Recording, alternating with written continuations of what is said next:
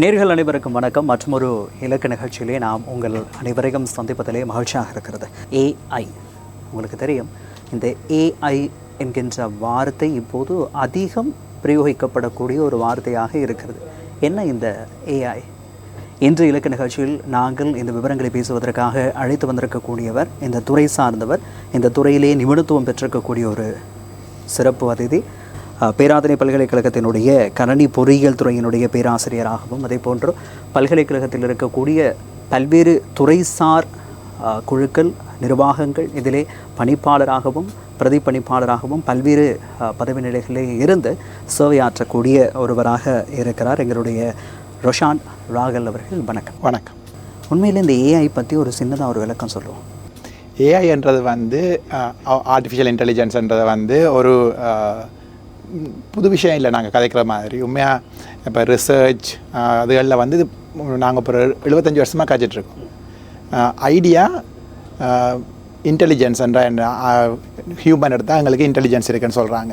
அப்போ அதே மாதிரி சில அனிமல் எடுத்தால் இப்போ வேறு மாதிரி மிருகங்களுக்கு வேறு லெவலான இன்டெலிஜென்ஸ் இருக்குது. இப்போ அந்த மாதிரி பார்க்கக்குள்ள ஹியூமன்ட்ட இன்டெலிஜென்ட்டாக இருக்கிறவர்களே நல்ல, அதால் தான் நாங்கள் இந்த உலகத்தையே ஆண்டுட்ருக்கோம்.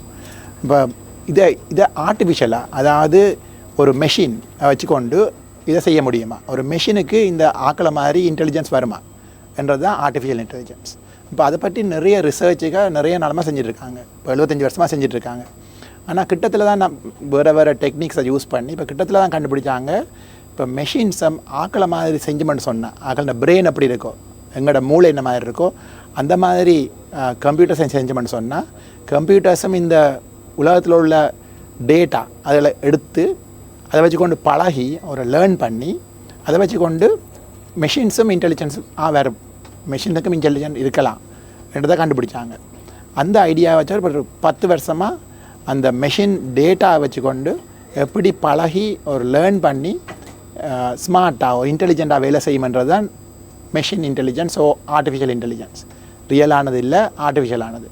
இப்போ மெஷினுக்கு அப்படி ஒரு இன்டெலிஜென்ஸ் இருக்காண்டு அந்த ஐடியா பழசாக இருந்தாலும் இப்போ தான் உண்மையாக மெஷினுக்கு அந்த நாளில் நாங்கள் யோசித்த அந்த இன்டெலிஜென்ஸ் தொடங்கியிருக்கு. இப்போ உள்ள புது ஆராய்ச்சிகளில் கண்டுபிடிச்சிருக்காங்க.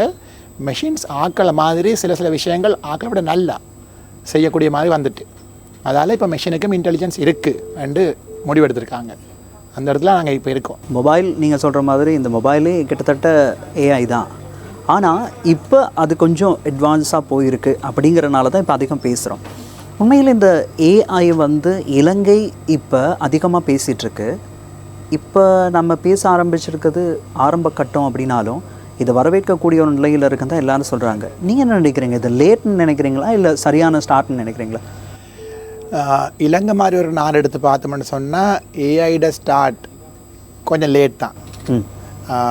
அதுக்கு காரணம் நிறைய இருக்குது. ஒன்று, இப்போ நான் சொன்ன மாதிரி ஏஐ ஸ்மார்ட் ஆகிறதுக்கோ இன்டெலிஜென்ட் ஆகிறதுக்கான முக்கியமான விஷயம் டேட்டா. இப்போ இலங்கை மாதிரி நாட்டில் நாங்கள் எங்களோட டேட்டாவை எலக்ட்ரானிக் ஃபார்மில் வச்சில்லை இவ்வளோ நாளாக. இப்போ எலக்ட்ரானிக் ஃபார்மில் டேட்டா இல்லைன்னு சொன்னால் ஏஐக்கு அதை இலங்கை மாதிரி நாடுகள் உள்ள டேட்டா வச்சுக்கொண்டு பழகி இங்கே உள்ள ஆக்களுக்கான சப்போர்ட்டை செய்யலை. இங்கே உள்ள ஆக்களுக்கான வேலைகளை ஹெல்ப் பண்ண முடியாது. உதாரணத்துக்கு இப்போ நாங்கள் கதைக்கிற தமிழ் ஏஐக்கு நாங்கள் கதைக்கிற தமிழ் தெரியாது. ஏன் தெரியாதுன்னு சொன்னால் எங்களோட எலக்ட்ரானிக் டேட்டா, எங்களோட தமிழுக்கான எலக்ட்ரானிக் டேட்டா தேவையான அளவுக்கு ஏஐக்கு பழகக்கூடிய அளவுக்கு லேர்ன் பண்ணக்கூடிய தேவையான அளவுக்கு இல்லை. அப்போ இலங்கை பின்னுக்கு தான் இருக்குது. இப்போ எல்லாருக்கும் தெரிஞ்ச மாதிரி இங்கிலீஷ், ஆங்கிலம் எடுத்தோம்னு சொன்னால் ஆங்கிலத்தில் ஏஐக்கு நல்லா தெரியும். ஏன்னு சொன்னால் ஆங்கிலம் சம்மந்தமான டேட்டா நிறைய இருக்குது இடங்களில். அதால் இலங்கை கொஞ்சம் பின்னுக்கு தான் இருக்குது. தமிழ் உண்டு, அதே மாதிரி சிங்களம், அது இப்போ மொழிகளை பார்த்தோம்னு சொன்னால் அது மட்டும் இல்லை. இப்போ எந்த விஷயம் எடுத்தோம்னு சொன்னாலும் இங்கே உள்ள டேட்டா குறைய இருக்கிறதால நாங்கள் கொஞ்சம் பின்னுக்கு தான் இருக்கோம்.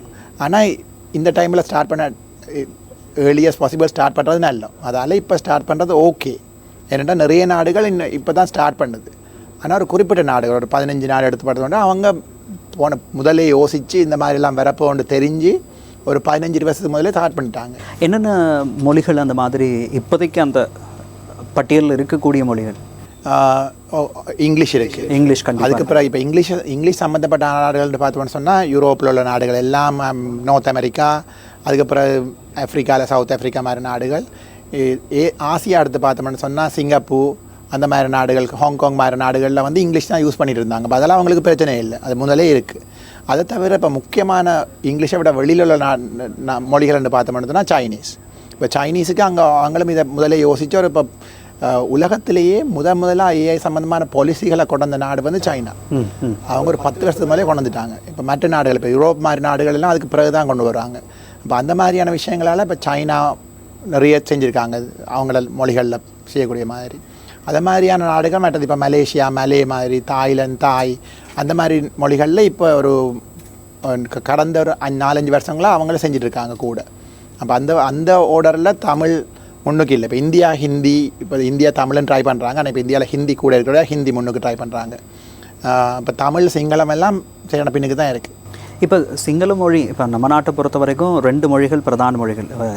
ஆங்கில மொழியை வந்து இங்கிலீஷை வந்து அதிகமாக நாங்கள் பயன்படுத்தினாலும் 3 மொழிகளில் அரசகரம மொழிகளாக இருக்கக்கூடிய 3ல் சிங்களமும் தமிழ் வந்து பிரதானமாக இருக்குது. இப்போ இது 2ஐயும் நாங்கள் அந்தளவுக்கு கொண்டு போகணுன்னா என்ன மாதிரியான ஒர்க் பண்ணணும்? இல்லை, துறை சார்ந்த ஒருத்தராக இருக்கீங்க நீங்கள், இதுக்குள்ளே இருந்து ஒர்க் பண்ணக்கூடிய ஒருத்தர் தானே. அப்போ நீங்கள் இன்னும் இதுகள் இருந்தால் நல்லோன்னு நீங்கள் யோசிக்கிற விஷயங்கள் என்ன?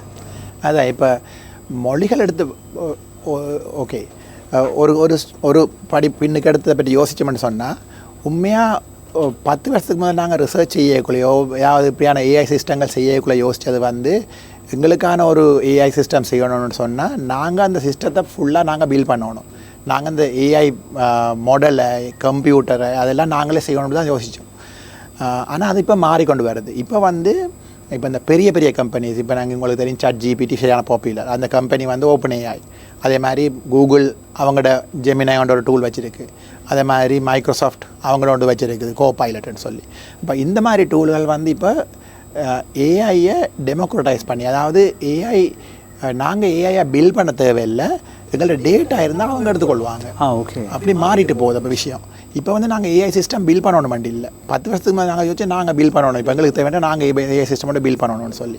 ஆனால் இப்போ அப்படி இல்லை. இப்போ என்ன செய்யணும்னு சொன்னால், இப்போத்தே ஐடியா என்ன, டேட்டா இருந்தால் கூகுள் மாதிரி. இப்போ கூகுள் வந்து டேட்டா இருந்தால் நாங்கள் ஒன்றும் செய்ய தேவையில்லை. கூகுள் தானாக எல்லாத்தையும் கலெக்ட் பண்ணி வச்சுக்கொள்ளும். அப்போ யாரும் தேடினா எங்களோட வெப்சைட்டை நாங்கள் கூகுள்கிட்ட கொடுக்க தேவையில்லை, நாங்கள் செஞ்சு வச்சோம்னு சொன்னால் கூகுள் எடுக்கும். அதே மாதிரி தான் இப்போ டேட்டாக்கு இப்போ ஏஐக்கு வருது. இப்போ ஏஐ வந்து அந்த மாதிரி காமனாக வந்ததால் நாங்கள் ஏஐ சிஸ்டம் பில்ட் பண்ண தேவையில்லை. நாங்கள் செய்ய வேண்டிய விஷயம் வந்து டேட்டாவை கலெக்ட் பண்ணுறது. இப்போ எங்கள்கிட்ட உள்ள பழைய விஷயங்கள், இப்போ எங்களுக்கு தமிழில் இலக்கியம் சம்மந்தமான விஷயம் தேவைன்னு சொன்னால் எங்களோட விஷயம்லாம் புத்தகத்தில் இருந்தோன்னு சொன்னால் ஏஐக்கு தெரியாது. சிங்களத்தில் உள்ள விஷயங்கள் அதே மாதிரி புத்தகங்கள்லாம் இருக்குன்னு சொன்னால் ஏஐக்கு தெரியாது. அதை வந்து டிரான்ஸ்லேட் பண்ணி புத்தகத்துலேருந்து டிஜிட்டைஸ் பண்ணி வெப்பில் போடணும். அதை செய்யணும் எல்லாத்துக்கும். அதுதான் மெயின் விஷயம். இப்போ லாங்குவேஜ் சம்மந்தமாக, மொழி சம்மந்தமான விஷயம் செய்கிறோன்னு சொன்னால் இருக்கிற டேட்டா எல்லாத்தையும் எடுத்து இன்டர்நெட்டில் போடணும். அது வேறு ரிசோர்ஸாக போடணும். அப்படி போட்டோன்னு சொன்னால் இப்போ உள்ள ஏஐ சிஸ்டங்கள் தானாகவே எடுத்துக்கொள்ளணும். நாங்கள் ஒன்றும் செய்ய தேவையில்லை. அங்கே தான் நாங்கள் போகிறோம். இப்போ நாங்கள் அதை தான் இப்போ லாங்குவேஜ் ரிலேட்டட் இடங்கள் எங்கேயாவது அது சம்மந்தமான மொழி சம்மந்தமான என்ன வேலை செய்கிற ஆட்கள் எல்லாரும் சொல்கிற ரிக்வெஸ்ட் என்னென்னு சொன்னால், நீங்கள் மொழி சம்மந்தமான அது வேலை செய்கிறீங்கன்னு சொன்னால் அதை ரெக்கார்ட் பண்ணியோ டைப் பண்ணியோ புத்தகங்களை பிரிண்ட் பண்ணி வைக்கிறத விட எலக்ட்ரானிக்காக மாற்றி அதை வெப்பில் போட்டிங்கன்னு சொன்னால் இந்த OpenAI ChatGPT மாதிரி சிஸ்டங்களோ இல்லாட்டி கூகுள் சிஸ்டங்களோ அவங்க வந்து எடுத்துக்கொண்டு அதை வச்சு கூட அவங்க ட்ரெயின் பண்ணுவாங்க மாடலை. அந்த மாடல் ட்ரெயினிங், அந்த ஏஐ எங்களோட மொழியை விளங்கி கொள்றதுக்கான வேலையை நாங்கள் செய்ய தேவையில்லை. நாங்கள் செய்ய வேண்டிய வேலை டேட்டாவை போடுறது. நாங்கள் கதைக்கிற மொழியையோ அதை இந்த மாதிரி ரெக்கார்ட் பண்ணி இதில் போட்டாலும் அது எடுத்துக்கொள்ளும். ஆனால் இதில் வந்து பப்ளிக்கில் போடணும். இப்போ யூடியூபோ அந்த மாதிரி பப்ளிக் மீடியாவில் போடணும். போட்டால் அது ஆட்டோமேட்டிக்காக அவங்க எடுத்துக்கொள்வாங்க. அந்த இடத்துக்கு நாங்கள் வந்திருக்கோம். இப்போ மொழிகள் சம்மந்தமாக நம்ம பேசிகிட்டு இருக்கும்போது இன்னும் ஒரு விஷயம் எனக்கு கேட்கணும்னு தோணுது. இப்போ நாட்டுக்குள்ளே சிங்கள மொழி, தமிழ் மொழி 2மே ரொம்ப முக்கியமாக இருக்குது. இப்போ நீங்கள் முதல்ல சொன்ன விளக்கத்தோடு சேர்ந்து தான் நான் இன்னொரு கேள்வியும் கேட்க போகிறேன். என்ன அப்படின்னு பார்த்தீங்கன்னா, இப்போ சாதாரணமாக நம்ம கூகுள் டிரான்ஸ்லேட் இந்த மாதிரி விஷயங்கள் செய்யும்போது கூட சிங்கள மொழி பயன்படுத்துறது போது நிறைய சிக்கல் வரும். இப்போ நம்ம டிரான்ஸ்லேட் பண்ணி எடுத்தால் கூட அதை நாங்கள் இன்னொருக்கா இது பண்ணணும், நிறைய மாற்றங்கள் இருக்கும். இப்போ அதிக லெவல் கூட இன்னும் நாங்கள் ரீச் ஆகலை. அப்படிங்கும்போது இந்த புதிய பயணம் வந்து ரொம்ப கடினமாக இருக்கும் அப்படின்னு நினைக்கிறீங்களா? அதை நான் சொன்ன மாதிரி அது கூகுள் டிரான்ஸ்லேட் மாதிரி யூஸ் பண்ண டூல்ஸ் இப்போ கூகுள் டிரான்ஸ்லேட்டர் இப்போ 10 வருஷமாக இருக்குது. கூகுள் டிரான்ஸ்லேட்டர் மாதிரி டூல் வந்து வித்தியாசம். கூகுள் டிரான்ஸ்லேட் எப்படி டிரான்ஸ்லேட் பண்ணுறதுன்றதை வந்து அதுக்கு நாங்கள் கூகுள் டிரான்ஸ்லேட்டருக்கு நாங்கள் டேட்டாவை தெரியா எடுத்து கொடுக்கணும். அந்த டிரான்ஸ்லேட்டரை ட்ரெயின் பண்ணணும். இப்போ ChatGPTயோ DeepSeekஓ இப்போ புதுசாக வர டூல்கள் வந்து இப்போ சொல்கிறாங்க, என் ஃப்ரெண்ட்ஸ் எல்லாம் சொல்கிறாங்க சிங்களத்துக்கு வந்து DeepSeek நல்லா செய்யுதுன்னு சொல்லி. அப்போ இந்த புது டூல் இந்த DeepSeekன்றது வந்து சைனாலேருந்து வந்த ChatGPT மாதிரி ஒரு சாட்பாட். அப்போ அந்த மாதிரியான டூல்களுக்கு வரைக்குள்ள வித்தியாசம் என்னென்னு சொன்னால், இப்போ நாங்கள் கொண்டு போய் கொடுக்க தேவையில்லை டேட்டாவை. நாங்கள் என்ன செய்யணும்னு சொன்னால் எங்கேயாவது பப்ளிஷ் பண்ணுறது. இப்போ உதாரணத்துக்கு அதை நான் முதல்ல சொன்னேன். இப்போ உதாரணத்துக்கு இப்போ எங்களோட சிங்கள டாக்குமெண்ட்ஸ் வந்து கூட இருக்க நான் கவர்மெண்ட் டாக்குமெண்ட்ஸ், இப்போ கெசட்ஸ் மாதிரி டாக்குமெண்ட்ஸ், இல்லாட்டி ஹன்சார்ட்ஸ், இந்த பார்லிமெண்ட்டில் நடக்கிற விஷயம் எல்லாம் ரெக்கார்ட் பண்ணி மூன்று மொழியிலையும் போடணும். மற்றது கவர்மெண்ட் டாக்குமெண்ட்ஸு மேலுமான வரைக்கும் 3 மொழிலையும் போடணும். இப்போ அந்த மாதிரியானதுகள் போட்டுக்கொண்டு வரைக்குள்ளே இப்போ புதுசாக வர இந்த AI டூல்ஸ் வந்து தானாகவே அதில் கலெக்ட் பண்ணி அது ட்ரெயின் பண்ணிக்கொள்ளும். அப்போ அதால் அந்த கேப் இருந்தது. முதல் வந்து சிங்கள மாதிரி இடங்களுக்கு தமிழ் கொஞ்சம் ஓரளவு ஓகே. அந்த காரணம் வந்து இலங்கையில் தெரியும் தானே, எல்லா இடம் இருக்கிறோடைய தமிழ் மொழி வந்து நிறைய நாடுகளில் இருக்குது. இந்தியாவில் பெரிய அளவில் இருக்குது, சிங்கப்பூரில் இருக்குது, கனடா மாதிரி நாடுகள்லேயும் நிறைய யூஸ் பண்ண மற்ற நாடுகள் இருக்கிறதால தமிழுக்கு ஓரளவு சிங்களத்தோட கம்பேர் பண்ணிக்கல பெட்டராக இருக்குது. இப்போவுமே தமிழ் பெட்டராக தான் இருக்குது. சிங்களம் குறைவாக இருக்கிற காரணம் அந்த முயற்சி எடுக்காது. முயற்சி எடுத்து வேறு இப்போ டேட்டாவை எடுத்து அதை கொண்டு போய் அந்த கூகுள் டிரான்ஸ்லேட்டருக்கு கொண்டு போய் சப்மிட் பண்ணி அங்கே ட்ரைனிங் செய்யணும் யாராவது. அப்போ கூகுள் வந்து அதுக்கு ஒரு இன்ட்ரெஸ்ட் எடுத்து செய்யணும் கூகுள் அங்கே. இப்போ புதுசாக வந்த டூல்கள் அந்த மாதிரி இல்லை. இப்போ கூகுள் டிரான்ஸ்லேட்டர் இப்போ வந்து கூகுள் டிரான்ஸ்லேட்டர் கூட மாற்றிட்டு இருக்காங்க தானாக டேட்டா கலெக்ட் பண்ணுறதுக்கு. எப்படி ChatGPT செய்கிறோம் அந்த மாதிரி. இப்போ நாங்கள் ஒன்று செய்ய தேவை, நாங்கள் செய்ய வேண்டிய ஒரே விஷயம் எங்கள்கிட்ட இருக்கிற டேட்டா வந்து பப்ளிக்காக அவைலபிளாக வைக்கணும். எங்களோட வெப்சைட்லேயோ இப்போ உங்களோட வெப்சைட் இருந்துன்னு சொன்னால், இப்போ உங்களோட நியூஸ் வெப்சைட் இருந்தால் அந்த வெப்சைட்டில் டேட்டா இருந்தேன்னு சொன்னால், இப்போ நாங்கள் கதைக்கிற எல்லாமே இங்கே செய்கிற விஷயம் எல்லாமே பப்ளிக்கு போட்டுட்டு இருந்தேன். பப்ளிக்கு போடுறன்றது நான் சொல்கிறது வந்து டிஜிட்டல் ஃபார்மில். இப்போ ஒன் டே யாரில் போகிற பிரயோசனம் இல்லை. இப்போ டெலிகாஸ்ட் பண்ணி போட்டு விட்டால் ஒரு இடம் போகாது. டேட்டாவை இப்போ ஒரு யூடியூப் மாதிரியோ அந்த மாதிரி ஒரு பிளாட்ஃபார்மில் விட்டால் அங்கே என்ன நடக்க போகுது, இந்த டூல் வந்து ஆட்டோமேட்டிக்காக எடுக்கும். இப்போ அதால் இந்த சோஷியல் மீடியா இன்ஃப்ளூயன்சர்ஸ் அந்த மாதிரி ஆக்கெல்லாம் இப்போ வேறு இப்போ சிங்களம் தமிழ்லையும் கூட போடுறதால ஃபாஸ்ட்டாக குறைஞ்ச காலத்துலேயே இது சரியாக வரப்போகுது. இப்போ இங்கிலீஷ் மாதிரி மற்றதுலாம் வரும். முக்கியமான விஷயம் என்ன லாங்குவேஜ் வருமன்றது, எந்த மாதிரியான ஒரு மொழி இங்கே இதில் ட்ரெயின் ஆக போகுதுன்றது வந்து இப்போ எங்களுக்கு சுத்த தமிழ் மாதிரியான மொழியோ சுத்த சிங்கள மாதிரியான மொழியோ வரணும்னு சொன்னால் அது நடக்க போகிறது இல்லை. ஏன்னு சொன்னால் இப்போ நாங்கள் பொதுவாக கதைக்கிறது இப்போ சோஷியல் மீடியா பார்த்திங்கன்னு சொன்னால் அதில் உள்ள தமிழோ சிங்களமோ வந்து வேறொரு அந்த மொழி தான் பழக போகுது. இப்போ ஏஐயும் பழக போகிற மொழி அது. இப்போ அந்த ஒரு வித்தியாசம் இருக்கே தவிர ஆனால் ஃபாஸ்ட்டாக நடக்கும் இப்போ இந்த புது டெக்னாலஜியில். இப்போ ஏஐ அப்படின்னு பற்றி பேசும்போது எல்லாருக்குமே புது வேர்டாக இருக்கும். இப்போ நானும் முதல்ல சொல்லும்போது கூட நீங்கள் சொன்னீங்க 75 வருடங்களுக்கு ஒரு வரலாறு இருக்குது அப்படின்னு. உண்மையில் இந்த ஏஐயை நாங்கள் இப்போ பயன்படுத்திகிட்ருக்கோம். என்னென்னத்தில் பயன்படுத்துகிறோம், இது அடுத்த ஸ்டேஜுக்கு போகும்போது எப்படி மாறப்போகுது சார்? உண்மையாக அந்த ஏஐன்ற ஐடியா வந்து நான் சொன்ன மாதிரி சரியான பழைய ஐடியா. நிறைய நாளாக அதில் அக்சஸ் அதை எல்லாருக்கும் பாவிக்கலாம் இருந்ததுக்கு காரணம் வந்து ஒன்று அது தெரிஞ்சு அதை யூஸ் பண்ணக்கூடிய ஆட்கள் குறைய. அடுத்தது வந்து இந்த ஏஐயை இப்போது கடைசியாக வந்து ஒரு 10 வருஷத்தில் தான் இந்த ஏஐன்ற ஏஐ எப்படி நாங்கள் பில் பண்ணோன்றதை மாற்றிட்டாங்க. இப்போதே இருக்கிற ஐடியாவுக்கு சொல்கிறது வந்து மெஷின் லேர்னிங். ஏஐன்றது வந்து நாங்கள் வந்து ஏஐ ப்ரோக்ராம் பண்ணணும். இப்போ இருக்கிற ஐடியா வந்து மெஷின் லேர்னிங்ன்ற ஐடியா என்னென்னு சொன்னால், நாங்கள் இப்போ பில் பண்ணுற ஏஐ சிஸ்டம் வந்து ஆக்கள்கிட்ட பிரெயின் மாதிரி, நான் சொன்ன மாதிரி எங்களோட மூளை மாதிரி ஒரு மூளையில் நியூரோன் இருக்குது, அதில் செல்லுகள் இருக்குது, அது எப்படி வேலை செய்கிற மாதிரி. இப்போ நாங்கள் பில் பண்ணிக்கிற ஏஐ இப்போ வித்தியாசம். இப்போ 10 வருஷமாக பில் பண்ண ஏஐ மெஷின் லேர்னிங். அதில் என்ன தேவைன்னு சொன்னால் அந்த ஏஐக்கு தேவையானது வந்து டேட்டா. இப்போ நாங்கள் எப்படி பழகிறோம், இப்போ சின்ன பிள்ளையிலேருந்து நாங்கள் வளரக்குள்ள நாங்கள் எப்படி லேர்ன் பண்ணுறோம், நாங்கள் எப்படி பழகி விஷயங்களை தெரிஞ்சுக்கொள்கிறோம்டா வந்து நடக்கிற விஷயங்களை பார்க்குறோம், சொல்கிற கேட்குறோம், நாங்கள் ட்ரை பண்ணி பார்க்குறோம். நடக்க போகிறோம்னு சார் சின்ன பிள்ளை நடக்க பார்க்குது, விழுகுது, எழும்புது, நடக்குது அந்த மாதிரி. இப்போ ஏஐயும் இப்போ உள்ள ஏஐ வந்து எப்படி பழகுதுன்னு சொன்னால் அந்த சேம் ப்ரோசஸ். அதுக்கு இப்போ 75 வருஷமாக ஏஐ இருந்ததுக்கு என்ன போன 60 வருஷமாக செஞ்ச விஷயங்கள் வித்தியாசம்.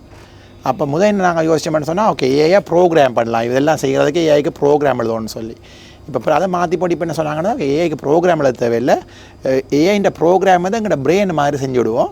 அந்த ஏஐ வந்து இப்போ நடக்கிற விஷயங்களை கேட்டு பார்த்து டேட்டாவை எடுத்து வீடியோவில் பார்த்து சவுண்டுகளை கேட்டு அதை வச்சு கொண்டு அது பழகி வரட்டும்னு சொல்லி அந்த மாடல் வந்து மாற்றி வந்தது இப்போ கிட்டத்தான். இப்போ அப்படியான புது விஷயம் வந்ததால் தான் இப்போ ஏஐ எல்லாருக்கும் அக்சஸ் ஆகிட்டு.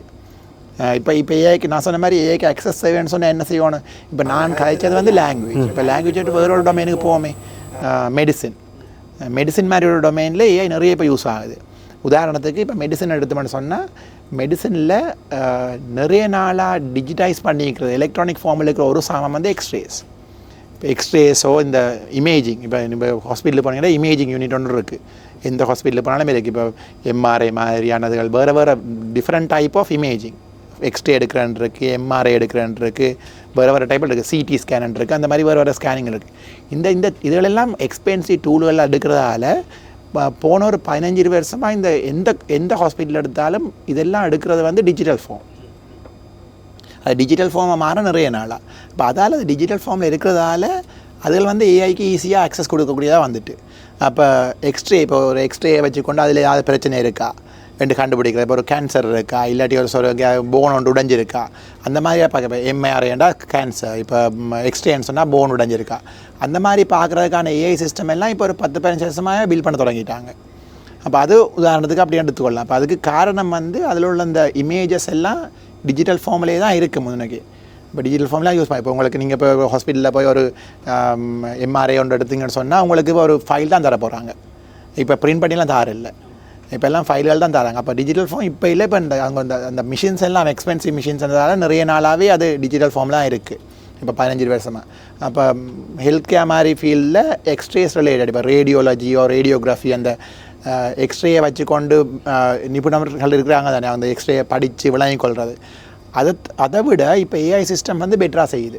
ஆமாம், இப்போ ஜென்ரலாக அப்போ அதில் வந்து மனித வளத்தினால் ஏற்படக்கூடிய அந்த தவறுகள் வந்து தவிர்க்கப்படும் அப்படிங்கிறது. இப்போ இது மருத்துவத்துறையில் அடுத்த லெவலுக்கு போனால் நீங்கள் இந்த நோய்கள் இதுகளெல்லாம் கண்டுபிடிக்கிறதெல்லாம் ஈஸியாகும்னு நினைக்கிறீங்களா, இல்லை அது சவாலாக மாறும்னு நினைக்கிறீங்களா? இன்ஃபேக்ட் ஏற்கனவே உதாரணங்கள் இருக்குது. இப்போ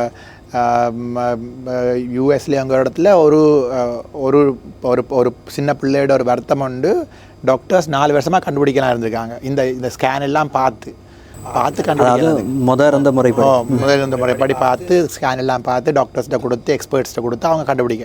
ஆனால் அதே கொண்டு ஒரு ஏஐ சிஸ்டத்தை கொடுத்துருக்காங்க, அந்த ஏஐ சிஸ்டம் கண்டுபிடிச்சிருக்கு. அதில் இன்னொன்று இருக்கே சார், இப்போ நாங்கள் போயிட்டு பிளட் செக் பண்ணும்போது சுகருக்கு பிளட் செக் பண்ணுறோன்னீங்களே, அதை மட்டும் தான் பார்ப்போம்.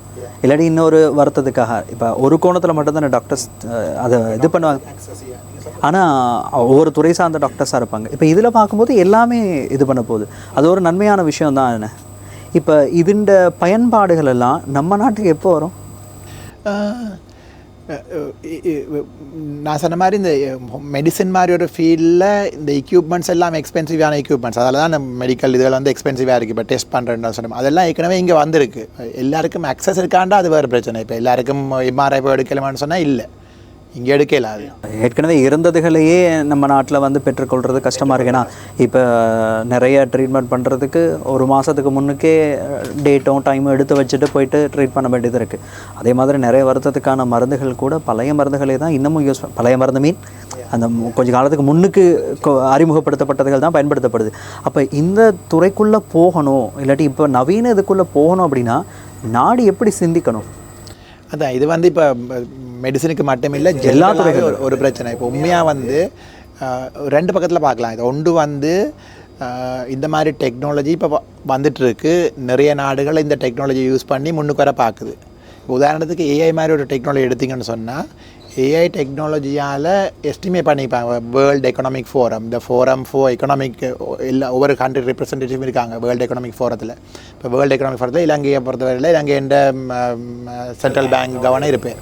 இப்போ அந்த மாதிரி ஒவ்வொரு நாட்டுக்காரரும் இருப்பாங்க. இப்போ அவங்கெல்லாம் கதைச்சு அவங்க என்ன சொல்கிறாங்கன்னு சொன்னால், இந்த இனி வரப்போகிற 5 வருஷத்தில் 25லேருந்து 2030 எடுத்து பார்த்திங்கன்னா, அந்த 30க்குள்ளே உலகத்தின் எக்கனாமி வந்து இந்த ஏஐயால் ஒரு $20-25 ட்ரில்லியன்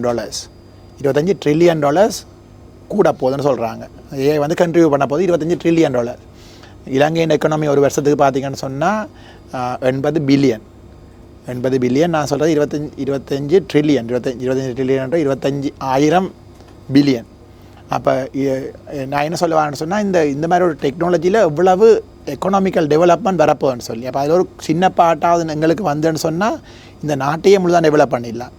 இது சும்மா கற்பனையான கதை இல்லை. ஏன்னு சொன்னால் இதை மாதிரி நடந்திருக்கு. இப்போ இதுக்கு முதல் நடந்த இதை மாதிரி ஒரு பெரிய விஷயம்னு சொன்னால் இன்டர்நெட். இதுக்கு முதல் நடந்தது இன்டர்நெட்டில் இப்படி இன்டர்நெட் பூம்னு சொல்லுவாங்க. இப்போ இன்டர்நெட்டால் நடந்த விஷயத்தில் தான் இப்போ நாடு உதாரணத்துக்கு சவுத் கொரியா ஒரு நாடு எடுத்தோம்னு சொன்னால் அந்த சவுத் கொரியான்ற நாடு உண்மையாக எங்களை விட பணத்திலே பிச்சைக்கார நாடாக இருந்த ஒரு நாடு, எங்களை விட குறைஞ்ச எக்கனாமிக்கலி குறைஞ்ச இருந்த நாடு. இப்போ 50 வருஷத்துக்கு முன்னாடி எடுத்து பார்க்கக்குள்ள அவங்க இப்படி அந்த டெவலப் ஆகி இப்போ வந்து ஒரு பெரிய டெவலப் கண்ட்ரியாக வந்ததுக்கு முக்கியமான காரணம் வந்து இன்டர்நெட்டும் எலக்ட்ரானிக் டெக்னாலஜி. சவுத் கொரியா மாதிரி நாட்டில் 2-3 பெரிய கம்பெனிகள், உங்களுக்கு தெரியும் கம்பெனிகள், இந்த மொபைல் ஃபோன் கம்பெனி, அந்த மாதிரி 2-3 கம்பெனிகளால் தான் அந்த நாடே டெவலப் ஆகிட்டு. இப்போ நான் என்ன சொல்கிறேன்னு சொன்னால் அந்த மாதிரி ஒரு டெக்னாலஜி சேஞ்ச் ஒன்று பெரிய ஒரு சேஞ்ச் நடக்கல, அதில் ஒரு நிறைய எக்கனாமிக் பாசிபிலிட்டி இருக்கக்குள்ள அதை வச்சுக்கொண்டு ஒரு நாடு கொரியான்ற பெரிய நாடு, இலங்கை மாதிரி ஒரு நாடு எதில் டெவலப் ஆகலாம் அதை யூஸ் பண்ணி சரியாக செஞ்சேன். அது பாசிட்டிவ் சைட். இப்போ நீங்கள் கேட்டது உண்மையாக வந்து மெட்ட பக்கமும் ஒரு பிரச்சனை தான். இப்போ மெட்ட பக்கம் உள்ள பிரச்சனை என்ன? இப்போ இலங்கை மாதிரி ஒரு நாடு எடுத்தோம்னு சொன்னால் முழு இலங்கையுமே எப்படி இப்போ ஓகே இலங்கை நாங்கள் சொல்கிறோம் சவுத் ஏஷியாலேயே லிட்ரஸி வைஸ் எங்கள்ட தான் பெஸ்ட். 96% எங்களோட லிட்ரஸின்னா எங்களுக்கு வாசிக்க தெரியுமா, எழுத தெரியுமா, கணக்கு பார்க்க தெரியுமா, அந்த மாதிரி. ஆனால் எங்களோட அன்ஃபார்ச்சுனேட்லி எங்களோட டிஜிட்டல் லிட்ரஸி சரியான குறையும். எங்களோட digital literacy less than 50%. Digital technology எங்களுக்கு விளங்குமான்றது. அப்போ அந்த இடத்துல நாங்கள் இப்போ எங்களோட நார்மல் லிட்ரஸியை அந்த நாளில் நல்ல ஒரு சிஸ்டம் போட்டு. இப்போ நீங்கள் சொல்கிற தரவு வந்து எந்த காலகட்டத்தை தரவு வச்சு பேஸ் பண்ணி சொல்கிறீங்க சார்? இப்போ இருக்குதா? இப்போ இந்த கொரோனாவுக்கு பின்னாடி இந்த இலத்திரனியல் உபகரணங்களை பயன்படுத்துகிறதோ இல்லாட்டி இன்டர்நெட் வசதிகளை ரீச் பண்ணுறதோ ஆக்கள் மத்தியில் கூடி இருக்குது. இப்போ அதோடு ஒப்பிட்டு பார்க்கும்போது அந்த அறிவு அவங்களுக்கு கூடி இருக்குல்ல? நம்பர்ஸ் கொஞ்சம் கூடி இருக்கு. இப்போ 50% 60% இருக்கு. அப்படி ஒரு வளர்ச்சி இருக்கான முழுமையாக இல்லை 50% 60%. அதே இப்போ வேறு இப்போ ஏன் அப்படி நடக்கலைன்ற காரணம் வந்து நாங்கள் சரியாக அதை பிளான் பண்ணி செய்யலைன்ற. இப்போ எங்களோட அண்டைய நாடு இப்போ இந்தியா மாதிரி நாட்டில எல்லாம் இப்போ டிஜிட்டல் டெக்னாலஜி எடுத்தோம்னு சொன்னால் அவங்க சிஸ்டமேட்டிக்காக செய்கிறாங்க. இப்போ அவங்களோட டெக்னாலஜி இப்போ உதாரணத்துக்கு இந்த பேமெண்ட் இப்போ புதுசாக நாங்கள் கொண்டு வந்துருக்கோம் இந்த QR கோட் பேமெண்ட். அந்த மாதிரி வந்து இந்தியா எடுத்துக்கிட்டா இப்போ QR கோட் பேமெண்ட் வந்து இப்போ ஒரு கடைசி 7-8 வருஷமாக செய்கிறாங்க. அவங்க அந்த மணி இல்லா பொருளாதாரத்துக்குள்ளே ஏற்கனவே உள்ளே போயிட்டாங்க. சார், இப்போ இந்த பேங்கிங் சிஸ்டம், பண கொடுக்கல் வாங்கல், அதே மாதிரி தொழில்துறை சார்ந்ததில் இதுக்குள்ளே போகும்போது ஏஐ தொழில்நுட்பத்துடைய இந்த வருகை இல்லாட்டி இது வந்து தாக்கம் செலுத்தும் போது எப்படியான மாற்றங்கள் ஏற்படுது? இப்போ நம்ம ஒப்பிட்டு பார்ப்போம். ஏற்கனவே பயன்படுத்தக்கூடிய நாடுகளில் இருக்கக்கூடிய வளர்ச்சிகள் எப்படி இருக்குது, இலங்கைக்கு அது வந்தால் எந்த அளவுக்கு வளர்ச்சிக்கு ஆகும், இது எப்படி மாற்றம் அடையும் அப்படின்னு ஒரு விளக்கம் தாங்களேன். அதான் இப்போ இந்த முதலாவது விஷயம் வந்து நாங்கள் இப்போ இலங்கைக்கு இந்த டெக்னாலஜி எல்லாம் வரைக்குள்ள ஒரு பெரிய ஒரு டேஞ்சர் இருக்குது. நான் சொன்ன மாதிரி எங்கள் டிஜிட்டல் லிட்ரஸி குறைவாக இருக்கிறதால நாங்கள் சரியாக டெவலப் பண்ணணும்னு சொன்னால் நிறைய பேர் விடுபட்டு போகிறாங்க இந்த டெக்னாலஜிலேருந்து. பயன்படுத்துறதுலேருந்து விடுபட்டு போகிறோம். பயன்படுத்துறதுலேருந்து சரி இப்போ வேலைக்கு போகிறது வேலைன்னு வைங்களேன். இப்போ இந்த எங்கேயாவது ஆஃபீஸுக்கு போனால் அந்த ஆஃபீஸில் அவருக்கு ஏஐ தெரியான்னு சொன்னால் அவருக்கு வேலை எடுக்கலைன்னு சொன்னால்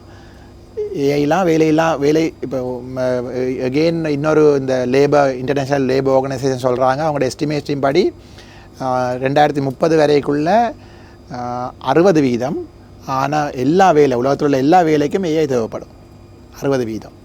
அப்போ ஏஐ தேவைப்படும்னு சொன்னால் குறைஞ்ச மினிமம் லிட்ரஸி இருக்கணும். ஏன்டா என்ன, இப்போ எங்கெங்கே யூஸ் ஆகுது, எப்படி இதை சரியாக பாவிக்கலாம். இப்போ நீங்கள் சொன்ன மாதிரி இப்போ இந்த கோவிட் டைமில் கூட டெக்னாலஜியை பாவிக்க தெரிஞ்சாக்கள் ஒரு கட்டாயத்தின் பேரில் பாவிக்க தொடங்கினாங்க தவிர சரியாக பழகி பாவிக்க தொடங்க. அது ஒரு சிக்கல் இருக்குது. ஆமாம், அதுக்கப்புறம் அதில் வந்த சிக்கல்களும் அதிகமாக இருந்தது. சரியாக பயன்படுத்துறதுக்கு வழி நடத்த முடியாத ஒரு சிக்கலும் வந்துச்சு திடீர்னு உள்ளே போனனால.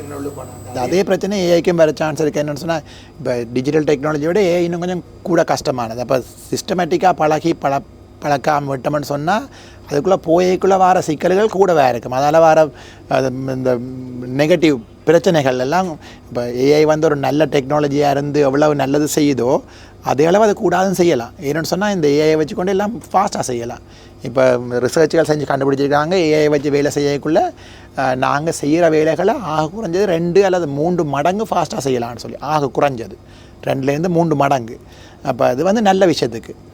அதே கூடாத விஷயத்துக்கும் செய்யலாம். இப்போ கூடாத விஷயம், இப்போ ஒரு டீப் ஃபேக் ஆரைய மாதிரி ஒரு வீடியோ செய்யணுமோ ஒரு ஃபோட்டோ செய்யணும்னு சொன்னால் 5 மணி நேரம் எடுக்கணும்னு சொன்னால் இப்போ 1 மணி நேரத்தில் 1/2 மணி நேரத்தில் செஞ்சிடலாம். அப்போ அது வந்து கூடாத பக்கம். அப்போ அதெல்லாமே பிரச்சனையாக வரப்போகுது.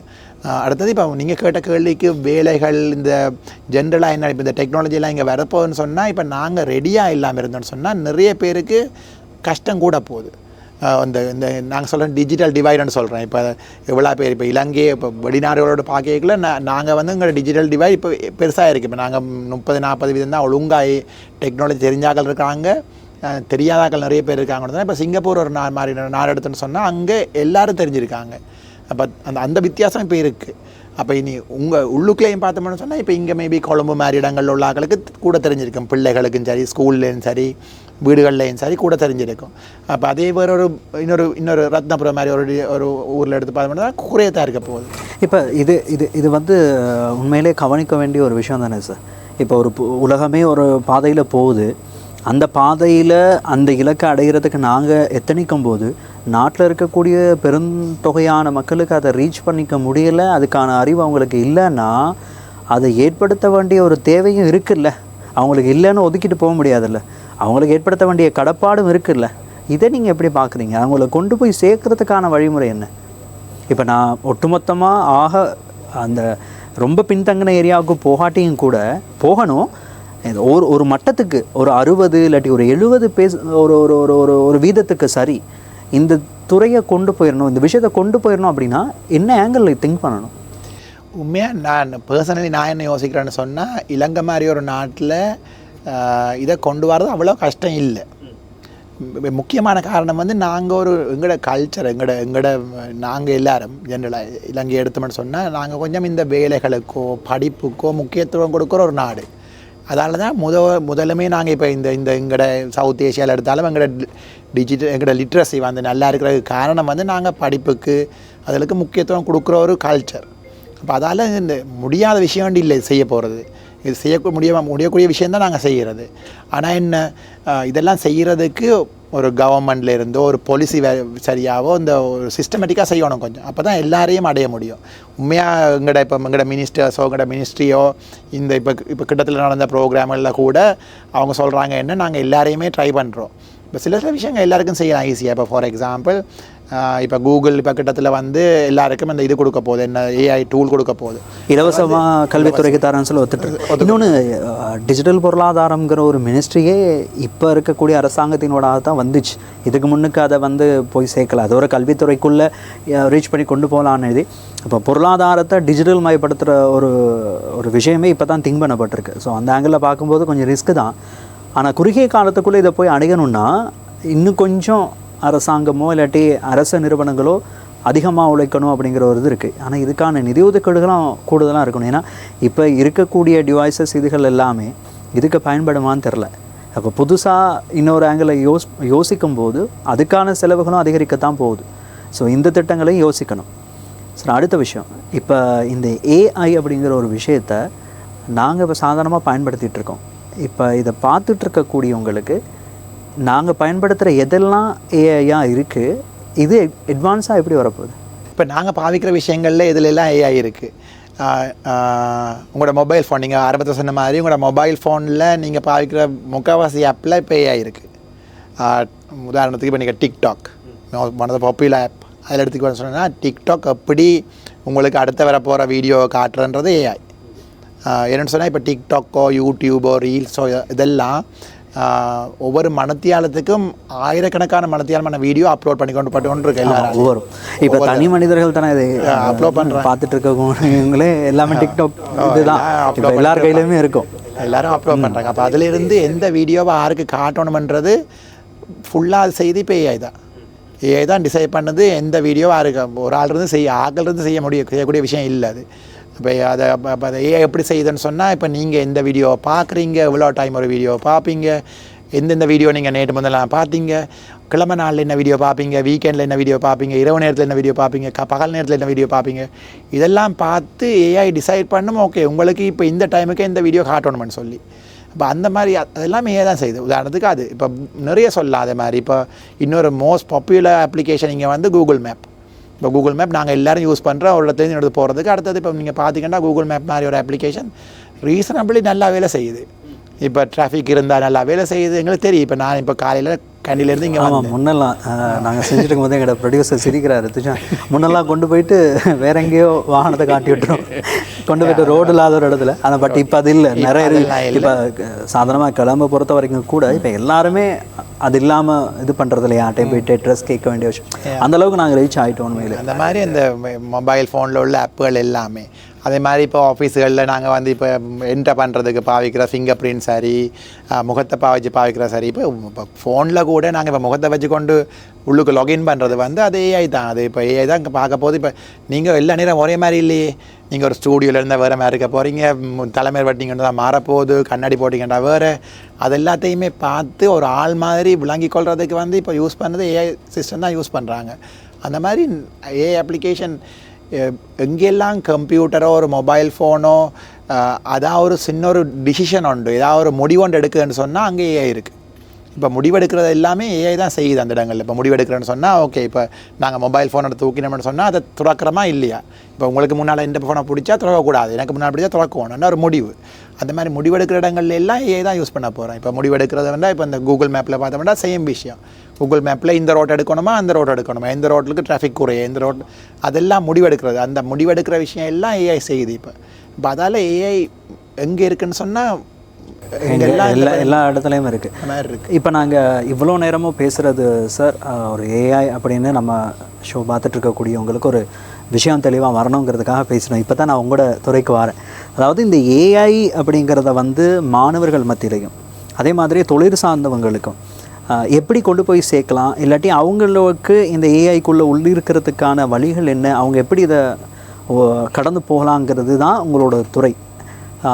இப்போ இருக்கக்கூடிய நிலையில் இலங்கையில் வந்து எடுகேஷனுக்குள்ளே இந்த ஏஐ வந்து எப்படி வருது, இது எங்கே போகணும், எந்த இடத்துல போய் நிற்கணும், அதாவது நிற்கணும் மீன் இந்த துறை வளர்ந்துட்டே போகுது. பட் நான் என்ன சொல்கிறேன்னா, இலங்கை எந்த இடத்துக்கு அந்த ஒரு இலக்கை போய் அடையணும்னா இப்போ எங்கேருந்து ஆரம்பிக்கணும், ஆரம்பிச்சிருக்க நிலை சரியாக இன்னும் எவ்வளோ வேகமாக போகணும்? நான் சொன்ன மாதிரி எங்கேயாவது ஆரம்பிக்கணும். நாங்கள் ஆரம்பிச்சுக்கிற இடம் ஓகே.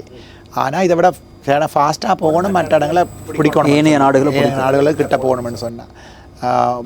இப்போ இந்த நாங்கள் பேசுகிற மாதிரி இப்போ சமூகத்துக்கு மத்தியில் கொண்டு போகல அவங்களுக்கு கொண்டு போய் கொடுக்குற அறிவு நமக்கு சவாலாக இருக்கும்னு பேசணும். மாணவர்கள் மத்தியில் அப்படி இல்லை. இப்போ இருக்கக்கூடிய யங் ஜெனரேஷன் வந்து ரொம்ப ஸ்பீட். அப்போ அவ்வளோ பெரிய ரிஸ்க் இருக்குன்னு நான் நினைக்கல. அவ்வளோ கஷ்டம் இல்லை உண்மையாக. இப்போ ஸ்கூல் பிள்ளைகளோ சரி, கேம்பஸ் பிள்ளைகளோ சரி, அவங்களுக்கு இது ஏஐ சொல்லிக் கொடுக்கணும்னு சொல்கிறது வந்து சரியான கஷ்டமான விஷயம் இல்லை உண்மையாக. அந்த இப்போ UN agency for education, UNESCO, அவங்க என்ன சொல்கிறாங்கன்னு சொன்னால் பிள்ளைகளுக்கு இப்போ முதல் நாங்கள் சொன்னோம் தானே லிட்ரஸின்னு சொன்னோம், அப்புறம் டிஜிட்டல் லிட்ரேட்னு சொன்னோம், இப்போ சொல்கிறாங்க ஏஐ லிட்ரஸி. இப்போ ஏஐ லிட்ரஸின்றது வந்து ஏஐ லிட்ரஸியாக ஒரு இந்த டிஜிட்டல் நேட்டிவ், இப்போ இந்த புது பிள்ளைகள் இப்போ ஜென்சி அந்த மாதிரி சொல்கிறோம், அந்த மாதிரி பிள்ளைகளுக்கு ஏஐ லிட்ரஸி சொல்லிக் கொடுக்குறதுக்கான தேவையான டைம் அவங்க எஸ்டிமேட் பண்ணிக்கிறாங்க ஒரு 5 மணி நேரம். 5 மணி நேரத்தில் பேசிக் ஏஐ லிட்ரஸி எல்லாருக்கும் தெரிஞ்சுக்கொள்ளலாம். ஏஐ இந்த டிஜிட்டல் நேட்டிவான பிள்ளைகளுக்கு, எங்களை மாதிரி பழைய ஆக்களுக்கு சரி வராது. இப்போ புது பிள்ளைகளுக்குன்னு சொன்னால் 5 hours போதும். அதில் சொல்லிக் கொடுக்க வேண்டிய விஷயம், அவங்க தெரிஞ்சுக்கொள்ள வேண்டிய விஷயம் வந்து ஒன்று வந்து சும்மா ஏஐன்னு சொல்லிட்டு போகிறதுக்கு இல்லை, ஏஐண்டா என்ன, ஏஐண்ட ஃபண்டமெண்டல்ஸ் என்ன, பேசிக்காக என்ன நடக்குது உண்மையாக ஏஐக்குள்ளே. இப்போ நான் சொன்ன மாதிரி இந்த டேட்டா இருக்குது, இப்போ டேட்டா நல்லா இருந்தால் தான் நல்ல ஏஐ வேலை செய்யும், அந்த மாதிரியான ஐடியாக்கள், பேசிக் ஐடியா அது உண்டு. அது முதலாவது. ரெண்டாவது அப்ளிகேஷன். இப்போ ஏஐ எங்கெங்கே பாவிக்கலாம், ஏஐ எல்லா இடமும் பாவிக்கலாது, சில இடங்களில் பாவிக்கலாம், சில இடங்களில் பாவிக்கலாது. அப்போ பாவிக்கக்கூடிய இடங்கள் என்ன, பாவிக்கக்கூடிய எல்லா இடங்கள் என்ன, அது ரெண்டாவது. மூன்றாவது ஏஐ பாவிக்கிறால வர சோஷியல் இம்பேக்ட், இல்லாட்டி என்னென்ன பிரச்சனைகள் வரப்போகுது ஏஐ யூஸ் பண்ணால். இப்போ உதாரணத்துக்கு நாங்கள் ஒரு இடத்துல திடீரென்று கொண்டு போய் ஏஐ இன்ட்ரடியூஸ் பண்ணி விட்டோம்னு சொன்னால் அங்கே உள்ள எல்லாருக்கும் வேலையெல்லாம் போயிட்டோன்னு சொன்னால் அது ஒரு சொசைட்டி பிரச்சனை. அப்போ அதெல்லாம் விளங்கிக் கொள்ளணும். இப்போ பிள்ளைகளோ யாராக இருந்தாலும் அதை விளங்கிக் கொள்ளணும், ஒவ்வொருத்தரும் விளங்கிக் கொள்ளணும். இப்போ அந்த மூண்டும் லிட்ரஸிகளை கொண்டு வராங்க. லிட்ரஸின்னு சொன்னால் எல்லாருக்கும் தெரிஞ்சிருக்க வேண்டிய விஷயம். இப்போ இலங்கையில் அதை சொல்லிக் கொடுக்குறதுக்கு இப்போ கொஞ்சம் வயசு போன ஆட்களுக்கு சொல்லிக் கொடுக்குறதுக்கு டைம் கூட எடுக்கும். உண்மையாக நாங்கள் ட்ரை பண்ணுறோம். இப்போ நாங்கள் ஸ்கூல் வயசு போன ஆட்கள்னு சொல்லிட்டு ஸ்கூல் பிரின்சிபல்ஸோ டீச்சர்ஸ், கொஞ்சம் பழைய வயசு போன டீச்சர்ஸ், அவங்களுக்கெல்லாம் நாங்கள் ட்ரை பண்ணுறோம். அது கொஞ்சம் டைம் எடுக்குது. அப்போ அது செய்கிறதுக்கு குறைஞ்ச ஒரு 2 நாள், ஒரு 15 மணித்தியாலம் அந்த மாதிரி டைம் தேவைப்படுது. ஆனால் இப்போ ஸ்கூல் பிள்ளைகளுக்கு சொல்லிக் கொடுக்குறதுக்குன்னு சொன்னால் 3-4 மணித்தியாலம் போதும். ஏன்னா அவங்களுக்கு நிறைய விஷயம் தெரியும் ஏற்கனவே. ஆனால் ஒரு விஷயம் அதை இப்போ அவங்களுக்கு தெரியுமென்றபடியாக சொல்லலாம், விடவே இல்லை. அது சிஸ்டமேட்டிக்காக சொல்லணும். அப்போ தான் அவங்களுக்கு தெரியும், ஓகே இதை இப்படி தான் செய்யணும், இப்போ எல்லாத்தையும் செய்யக்கூடாது, சரியானதான் செய்யணும். அந்த பாதையில் போகிறதுக்காக சொல்லிக் கொடுக்குறதுக்கு 4-5 மணித்தியாலம் தேவை. அந்த ஏஐ ஃபார் ஆல் என்ற ஐடியா, எல்லாருக்கும் ஏஐ தெரிஞ்சிருக்கணும்ன்றது இந்த விஷயம். இப்போ லிட்ரஸி எல்லாருக்கும் தெரிஞ்சிருக்க வேண்டிய விஷயம். அதை சொல்லிக் கொடுக்குறதுக்கு 4-5 மணித்தியாலம் போதும். ஆனால் இப்போ அடுத்த லெவலுக்கு போகிறோன்னு சொன்னால், இப்போ ஒரு நாடு டெவலப் ஆகணும்னு சொன்னால் ஏஐண்டா என்னென்னு தெரிஞ்சிருது மட்டும் போதாது. ஏஐயில் அதை பயன்படுத்தி ஏஐ சரியாக பயன்படுத்தி வேலைகள் செய்யணும். இப்போ ஏஐ பயன்படுத்தி வேலை செய்கிறத அடுத்தது ஏஐ பாவிச்சு புது விஷயங்களை கண்டுபிடிக்கணும். அது அடுத்தது. இப்போ அந்த அடுத்தடுத்த லெவலுக்கு போகிறதுக்கு அடுத்து இப்போ ஏஐ பாவிச்சு வேலை செய்கிறதுக்கு அப்படி ஒன்று செய்கிறதுக்கோ குறைஞ்ச ஒரு 3-4 ஒர்க் ஷாப்பாவது தேவை. இப்போ டெக்னாலஜியை யூஸ் பண்ணி வேலை செய்கிற ஆட்களுக்கு, இப்போ உங்களை மாதிரி ஆட்கள் டெக்னாலஜி யூஸ் பண்ணி வேலை செய்கிறோம். ஆனால் எங்களுக்கு தெரியாது. இப்போ நாங்கள் ஏஐ யூஸ் பண்ணி எப்படி வேலை செய்யலாம், எப்படி எங்களோட வேலைகளை இம்ப்ரூவ் பண்ணலாம், ஃபாஸ்ட்டாக செய்யலாம்னு பார்க்குறதுக்கு குறைஞ்ச ஒவ்வொருத்தரும் இன்வெஸ்ட் பண்ணணும். ஒரு 20 மணித்தியாலம் இன்வெஸ்ட் பண்ணால் ஒரு பேசிக் ஐடியா தெரிஞ்ச ஆட்களுக்கு நான் சொல்கிறேன். ஏஐ தெரிய தேவையில்லை, டெக்னாலஜி தெரிஞ்சிருக்கணும். அப்படி கம்ப்யூட்டர் யூஸ் பண்ணுற, இன்டர்நெட் யூஸ் பண்ணுற, அதெல்லாம் தெரிஞ்சிருக்கலாம். அவங்களுக்கு சொல்லிக் கொடுக்குறதுக்கு ஒரு 20 மணித்தியாலம் அவங்க ஸ்பெண்ட் பண்ணணும். அப்படி ஸ்பெண்ட் பண்ணாங்கன்னு சொன்னால் அவங்க இப்போ ரிசர்ச் எல்லாம் செஞ்சு கண்டுபிடிச்சிருக்காங்க. அந்த மாதிரி இடங்களில் ஒரு நார்மல் வேலை செய்கிற இந்த ஏஐ யூஸ் பண்ணி செய்கிறதால குறைஞ்சது 2 மடங்கு, 2-3 மடங்கு ஃபாஸ்ட் ஆகலாம். இப்போ ஒரு 10 மணித்தியாலத்தில் வேலை செய்கிற வேலையை 3 மணித்தியாலத்தில் செய்யலாம், இல்லை 4 மணித்தியாலத்தில் செய்யலாம். அது அடுத்த லெவல். அப்படி செய்கிறதால இப்போ இலங்கை மாதிரி ஒரு நாட்டின் ப்ரொடக்டிவிட்டி, அதாவது எவ்வளவு நாங்கள் வேலை செய்கிறோம், வேலை கூட செஞ்சால் கூட ஏர்ன் பண்ணலாம், அப்போ எங்களோட எக்கனாமி வளரும். அந்த மாதிரி மற்றது இப்போ எக்கனாமி வளர்கின்ற ஒரு பக்கம், மற்றது இப்போ பப்ளிக் மாதிரி இடங்களில் பப்ளிக் சர்வீசஸ், இப்போ பப்ளிக் சர்வீசஸில் க்யூ இருக்குது, டைம் லேட் ஆகுது வேலை முடிக்கிறதுக்கு, அதெல்லாம் ஃபாஸ்ட்டாக செய்கிறதுக்கு அது தேவை. அப்போ அதுக்கு நாங்கள் சில ப்ரோக்ராம்கள் இப்போ இந்த டிஜிட்டல் எக்கனாமி அந்த மினிஸ்ட்ரிகளுக்காலையும் வேறு ஏஜென்சிகளாலையும் அதை செய்கிறோம். அது 2வது. இப்போ அடுத்தது ரிசர்ச்சோ அந்த இனோவேஷன். அது கஷ்டமான விஷயம். அது கொஞ்சம் டைம் ஸ்பெண்ட் பண்ணி செய்ய வேண்டிய. இப்போ அப்படியான ஒன்று செய்கிறோன்னு சொன்னால் குறைஞ்சது இப்போ இந்த ரிசர்ச்சுகள்லாம் செய்யணும்னு சொன்னால் குறைஞ்சது ஒரு ட்ரைனிங் 6 மாதம் இந்த மாதிரி ஒரு ட்ரைனிங் தேவை. அதுக்கு பிறகு தான் அதை வச்சுக்கொண்டு ஏதாவது புதுசாக இனோவேட் பண்ணலாமா, புதுசாக ஒரு ப்ராடக்ட் கண்டுபிடிக்கலாமா. இப்போ நாங்கள் அந்த கடைசியாக நடந்த ஏஐ எக்ஸிபிஷனில் கூட புது ஏஐ ப்ராடக்ட்ஸ் எல்லாம் காட்டியிருந்தாங்க. இப்போ அந்த மாதிரி ப்ராடக்ட் செய்கிறதுக்கு நிறைய கூட நுழை தேவை. அவங்களுக்கு ஒரு பேசிக் அண்டர்ஸ்டாண்டிங் தேவை, என்னென்ன தேவை, ஏசி வச்சு எப்படி சாமான்கள் பில் பண்ணுறோன்னு தெரிஞ்சுக்கணும். அப்புறம் அதை எப்படி மெட்டீரியலோட கனெக்ட் பண்ணணும். இப்போ இங்கே ஒரு சிஸ்டம் ஒன்று செய்ய போகிறோன்னு சொன்னால் ஒரு ஹால்லையோ ஒரு பிஸ்னஸ்லேயோ இல்லாட்டி ஒரு அக்ரிகல்ச்சர் மாதிரி ஒரு ஃபார்ம்லேயோ எங்கேயாவது ஒரு வேலை செய்ய போகிறோம்னு சொன்னால் அங்கே என்னென்ன நடக்குது, அங்கே தண்ணி ஊற்றுறதோ இல்லாட்டி பசலை போடுறதோ அந்த மாதிரி விஷயங்களுக்கு அப்படி ஏஐ யூஸ் பண்ணலாம்னு சொன்னால் அதுக்கு வேறு எக்யூப்மெண்ட்ஸை கனெக்ட் பண்ணணும். அவங்களோட அதில் இன்புட் எடுத்து அவுட்புட் கொடுத்து அதை ஏஐ சிஸ்டத்துக்குள்ள கொடுத்து அந்த மாதிரி வேலை செய்கிறதுக்கு, அதை புதுசாக அந்த மாதிரி வேலை செய்கிறதுக்கு, அடுத்தது அந்த மாதிரி வேலையை இனோவேட் பண்ணி புதுசாக ஒரு ப்ராடக்டை கண்டுபிடிக்கிறதுக்குன்னு சொன்னால் 6 மாதம் வருஷ கணக்கில் எடுக்கும். இப்போ அந்த மாதிரியானதில் நாங்கள் இப்போ யூனிவர்சிட்டிஸில் ரிசர்ச் சென்டர்ஸில் அதெல்லாம் அங்கே தான் செய்கிறோம் அப்படியான வேலைகள். அப்படியே அந்த வேறு லெவல்கள் இருக்குது. பேசிக் எல்லாருக்கும் தெரிஞ்சிருக்கும். இப்போ கல்வி மறுசீரமைப்பு அப்படிங்கிற ஒரு விஷயம் கொண்டு வராங்க. அப்போ அதோடு சேர்த்து எப்படி இந்த ஏஐ அப்படிங்கிற விஷயத்தையும் கொண்டு போகணும். இப்போ ஸ்டடீஸுக்குள்ளே இதை கொண்டு வந்தால் எப்படி ஒரு மாற்றம் வரும் சார்? உண்மையாக ஏஐ மாதிரி ஒரு டெக்னாலஜி கல்வியை பெருசாக மாற்ற போகுது. இப்போ உதாரணத்துக்கு பார்த்தீங்கன்னு சொன்னால் நாங்கள் கழிச்சு அதுக்கு சொல்கிறதுக்கு நாங்கள் கழிச்சது எப்படி ஏஐ மாதிரி ஒரு டெக்னாலஜி ஆட்களுக்கு சொல்லிக் கொடுக்குறன்றது. அடுத்தது இப்போ கல்வி எடுத்தோம்னு சொன்னால் கல்வி இப்போ மாதிரி இல்லை. இப்போ மாதிரி கிளாஸில் போயிருந்து போர்டில் படிப்பிச்சு பிள்ளைகள் நோட்ஸ் எடுத்து அதெல்லாம் இல்லாமல் போயிட்டுருக்கு. ஆல்மோஸ்ட் இல்லாமல் போயிட்டு இப்போ சில ஸ்கூலுகளில் எங்களோட ஸ்கூலுகளில் இன்னும் நாங்கள் செய்கிறோம் அதை. ஆனால் அது அவுட்டேட்டட். இப்போ பிள்ளைகளுக்கு இப்போ புது ஜெனரேஷன் பிள்ளைகளுக்கு அது சரியில்லை. என்னென்னு சொன்னால் அந்த பிள்ளைகள் சின்ன விஷயங்களை யூடியூப்பில் 1 வயசு 2 வயசுலேருந்தே படிக்குது. அப்போ அந்த பிள்ளைகளுக்கு போய் திருப்பி நாங்கள் அதையே வந்து 6 வயசு 10 வயசில் போய் போர்டில் சொல்லி கொடுத்தோம்னு சொன்னால் நாட் யூஸ்ஃபுல். அப்போ அதால் இந்த கல்வி மறுசீரமைப்புன்றதை வந்து ஏஐயை சொல்லிக் கொடுக்குறது மட்டும் இல்லை, எப்படி ஏஐயை வச்சுக்கொண்டு படிப்பிக்கிற விதத்தையே மாற்றலான்றது அதுதான் இப்போ இந்த கல்வி மறுசீரமைப்பில் வந்து கொண்டிருக்கிற ஐடியா. அந்த ஐடியா வந்து எப்படி ஓகே எல்லா இடம் இப்போ உதாரணத்துக்கு ஒரு முக்கியமான ஒரு விஷயம் சொல்கிறேன். என்னென்னு சொன்னால் இப்போ ஒரு 30-40 வருஷத்துக்கு ஒரு ரிசர்ச் செஞ்சு கண்டுபிடிச்சாங்க. அது எல்லாருக்கும் தெரிஞ்ச விஷயம் தான். இப்போ ரிசர்ச் செஞ்சு கண்டுபிடிக்க மாதிரி ஒரு முக்கியமான விஷயம் இல்லை. ஆனால் என்ன பாயிண்ட்னு சொன்னால் பிள்ளைகளுக்கு படிப்பிக்கல ஒவ்வொரு பிள்ளைகளுக்கும் ஒரு இண்டிவிஜுவலான ஒரு டீச்சர் இருந்தால் இண்டிவிஜுவல் கிளாஸ்ன்னு நாங்கள் சொல்லுவோம். இப்போ இண்டிவிஜுவலான டீச்சர் இருந்தால் அந்த பிள்ளை நல்லா வேலை படிக்கும். இப்போ எங்களுக்கு பிரச்சனை வந்து இப்போ இலங்கை மாதிரி ஒரு நாடு எடுத்தோம்னு சொன்னால் ஒவ்வொரு பிள்ளைகளுக்கும் இப்போ நாங்கள் 4 மில்லியன் பிள்ளைகள் படிக்கிறேன்னு சொன்னால் அந்த 4 மில்லியன் பிள்ளைகளுக்கும் படிப்பிக்கிறதுக்கு 4 மில்லியன் டீச்சர்ஸ் இல்லை. நடைமுறைக்கு சாத்தியமில்லாத விஷயம். ஆனால் இப்போ ஒரு குறைஞ்சதே ஒரு 20 பிள்ளைக்கு ஒரு டீச்சர்னா அது கூட இல்லை. இப்போ 30 பிள்ளை 40 பிள்ளைக்கு தான் ஒரு டீச்சர் நாங்கள் வச்சுருக்கோம். இப்போ அந்த அளவுக்கு குறைஞ்சளவு டீச்சர்ஸ் நாங்கள் இருக்கிறதால ஏஐ வந்து டீச்சர் மாதிரி வேலை செய்யலாமா? ஒரு முழுதாக இல்லை, ஒரு பகுதி வேலைகளுக்கு. இப்போ ஒரு பிள்ளைக்கு ஒரு டவுட் இருக்குது ஒரு விஷயத்துலன்னு சொன்னால் இப்போ ஏஐ சிஸ்டம்ஸ் இருக்குது, அந்த டவுட்டை அதை கிளியர் பண்ணும். அப்போ அந்த டீச்சர் வந்து ஒரு விஷயத்தை சொல்லிக் கொடுப்பார். அந்த இப்போ டீச்சர்ன்ற வந்து உதாரணத்துக்கு இப்போ கம்ப்யூட்டரோட மட்டுமோ இல்லை ஒரு மொபைல் ஃபோனோட மட்டுமோ ஒரு பிள்ளை பழகி வளர்ந்தேன்னு சொன்னால் அந்த பிள்ளை சொசைட்டியில் வாழ இயலாது.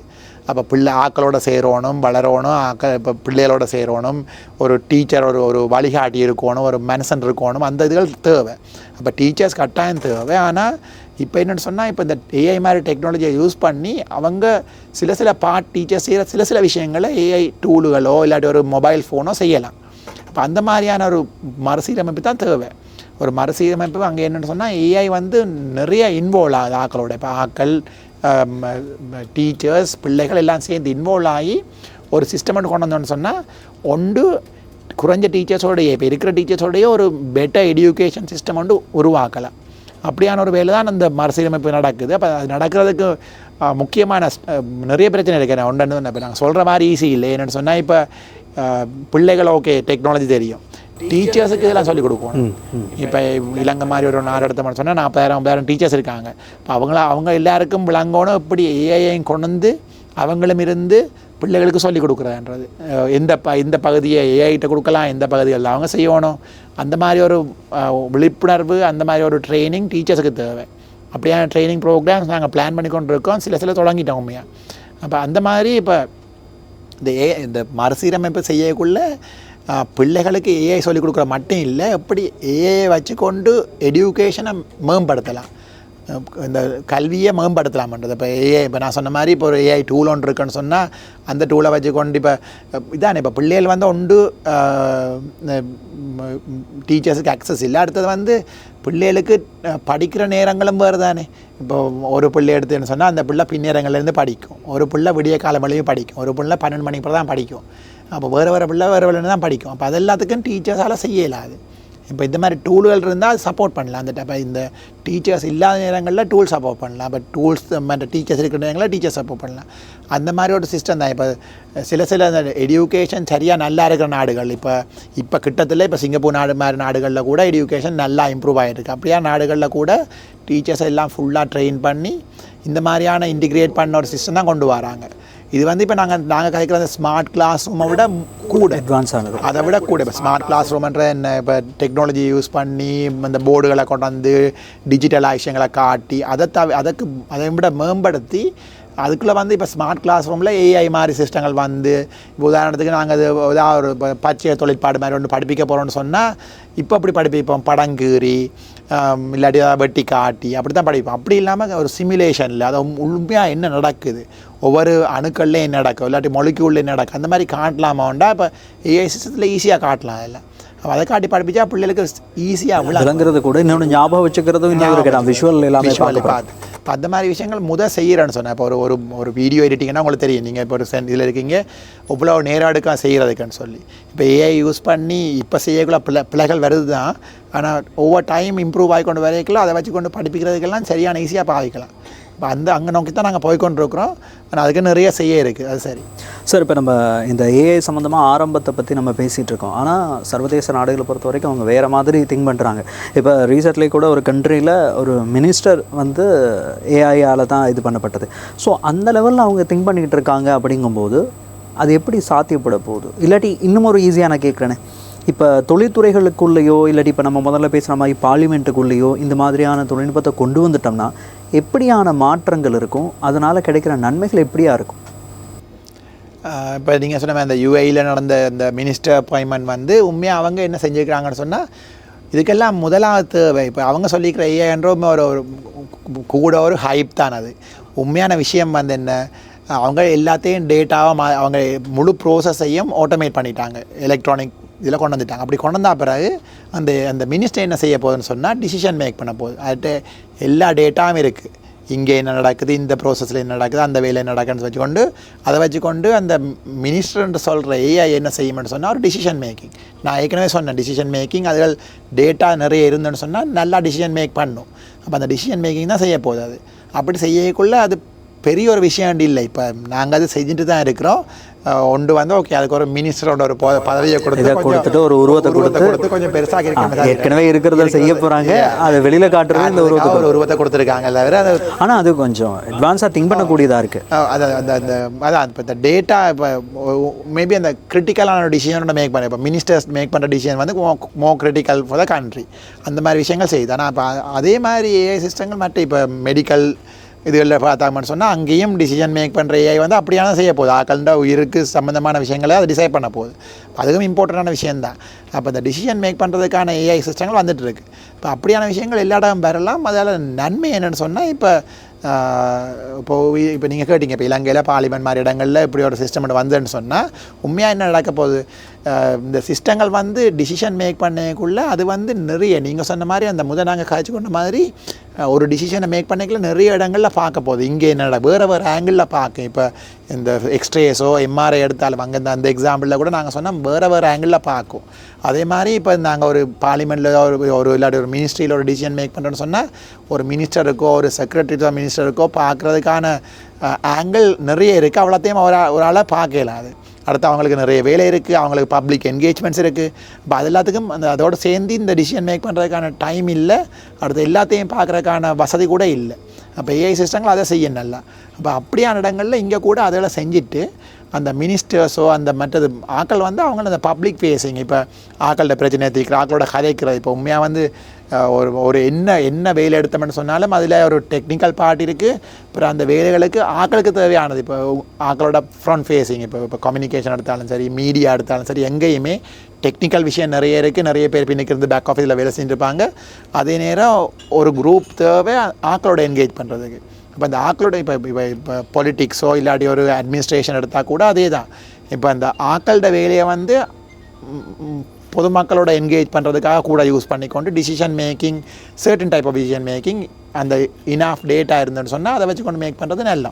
இப்போ அப்படி தான் நாங்கள் போகிறோம் எல்லோரும். சார், நிகழ்ச்சியில் லாஸ்ட்டாக நான் ஒரு விஷயம் கூட கேட்குறேன். அதாவது இந்த ஏஐ சம்மந்தப்பட்ட விஷயங்களை வந்து ஆய்வு செய்யக்கூடிய ஒரு நபர், அதுவும் எங்களோட நாட்டில் இருக்கக்கூடிய ஒரு பேராசிரியர் அப்படிங்கும்போது எங்களுக்கு ரொம்ப பெருமையான ஒரு விஷயம்.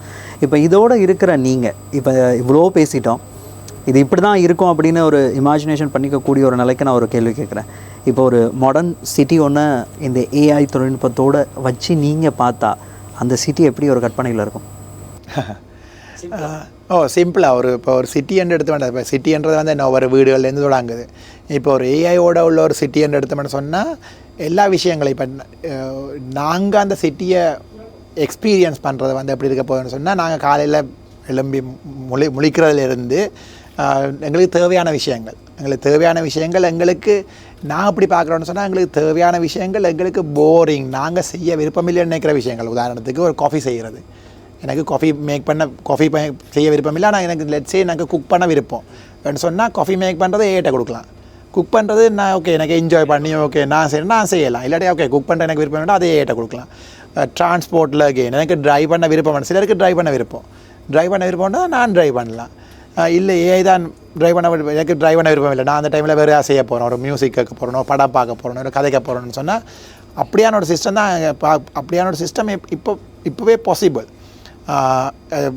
எங்களுக்கு விருப்பமான சில விஷயங்களை நாங்கள் செஞ்சு கொண்டு என்ஜாய் பண்ணக்கூடியது. நாங்கள் மற்றது இப்போ மற்ற ஆக்களோட இப்போ 2 பேர் கதைக்கணும்னு சொன்னால் அது எங்களுக்கு தேவை. நாங்கள் கதைக்கணும், ஆக்களோட என்ஜாய் பண்ணணும், ஆக்களோட சேர்ந்து இன்வால்வ் ஆகணும். அப்படியான விஷயங்களை நாங்கள் செஞ்சு கொண்டு மற்ற விஷயங்கள் இப்போ டிரான்ஸ்போர்ட் மாதிரி, லாஜிஸ்டிக்ஸ் மாதிரி, மற்ற வேலைகள், இண்டஸ்ட்ரியில் நடக்கிற வேலைகள் சரி, நாங்கள் இங்கே இடத்துல போகிறது சரி, அந்த மாதிரி விஷயங்கள் வந்து ஏஐ ஒரு ஸ்மார்ட் சிட்டியில் அதெல்லாம் நடக்கும். இப்போ அதே மாதிரி இப்போ ஹாஸ்பிட்டலுக்கு போனோம்னா சேம் விஷயம். ஹாஸ்பிட்டலில் மோர் தேன் இப்போ லெட்ஸே இப்போ ஹாஸ்பிட்டலுக்கு போயிருக்கல, அங்கே ஒரு கன்சல்டன்ட் ரூமில் ஒரு ஏஐ தான் இருக்குன்னு வைங்க. என்ன செய்வீங்க நீங்கள்? டாக்டர் இல்லை, ஏஐ மட்டும் தான் இருக்குது. நான்டா போக மாட்டேன் அதுக்குள்ளே. என்ன அப்போ என்ன அங்கே டாக்டரும் இருக்கணும், ஏஐ 2 இருக்கணும். அப்போ தான் நாங்கள் அங்கே போவோம். அப்போ அந்த மாதிரியான ஒரு அந்த ஆனால் அந்த டாக்டருக்கு அந்த ஏஐ வந்து இந்த பேஷண்ட் வந்தால் இந்த பேஷண்ட்டுக்கு இப்போ உங்களுக்கு தெரியும், நீங்கள் கன்சல்ட்டுக்கு போனீங்கன்னா டாக்டருக்கு நீங்கள் யாரோட ஞாபகம் இருக்காது, ஏற்கனவே போயிருந்தால் கூட ஞாபகம் இருக்காது. திருப்பி ஸ்டார்ட்லேருந்து பார்த்து அதுக்கு அவங்கள்ட்ட இருக்கிற 5 மினிட்ஸோ 10 மினிட்ஸுக்குள்ளே அதெல்லாம் விளங்கி கொண்டு செய்கிறது கஷ்டம். அப்போ ஏஐ சிஸ்டம் ஒன்று இருந்தால் அவர் எல்லாத்தையுமே வச்சிருக்க போகிறாரு, எல்லாம் வச்சுருக்க போகிறார். அப்போ அவர் டாக்டர்ஸுக்கு ஈஸி, ஓகே இதெல்லாம் தான் நடந்திருக்கு, போன 10 வருஷம் இந்த பேஷண்ட்டுக்கு இதெல்லாம் தான் இருந்திருக்கு, இதுதான் இல்லை. அப்போ டாக்டர் பார்த்து ஒரு டிசிஷன் மேக் பண்ணிக்கல. நாங்கள் டாக்டர்கிட்ட கதைக்கிறது வந்து ஒரு எங்களுக்கு அந்த டாக்டர்கிட்ட அந்த கான்ஃபிடென்ஸும் அந்த ரிலையபிலிட்டியும் வருது. அதே நேரம் டாக்டருக்கு நல்லா எங்களுக்கு நல்லா அந்த ஏஐ சிஸ்டம் மிச்சம் எல்லாத்தையும் பார்த்துக்கொள்கிறது.